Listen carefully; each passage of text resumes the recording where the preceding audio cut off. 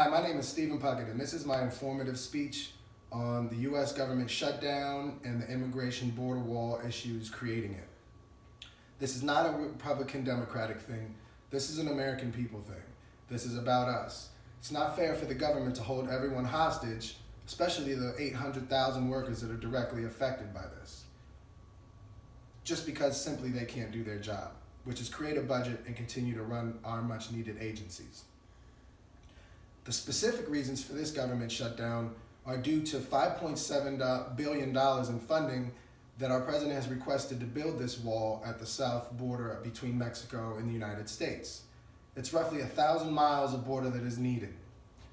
Our current border is an old steel sections like this, and the proposed border is something of slats and different other structures.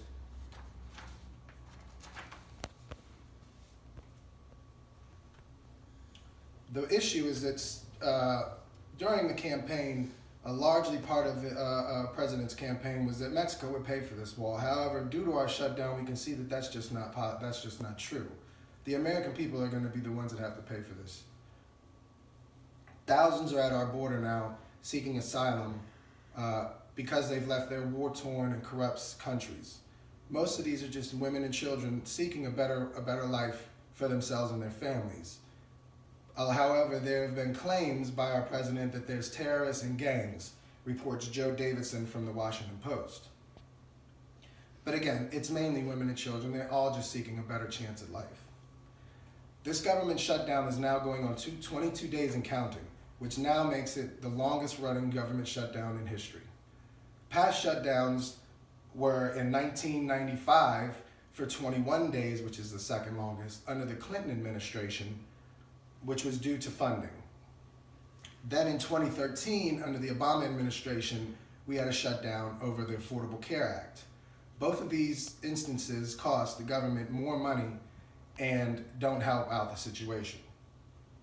According to Jeannie Wood at infoplease.com, the 2013 shutdown cost $24.1 billion. Again, this doesn't just affect the 800,000 employees that some still have to go to work and may not get paid. It affects me and you. Simple services such as passports, traveling through airports and going through TSA, national parks, scientific research, and other functions that we have as American people on an everyday basis have been stopped or drastically brought down. For example, our national parks and monuments down in Washington, D.C. now look like this, due to not having the proper amount of people to pick up the trash, and due to a large amount of them being closed.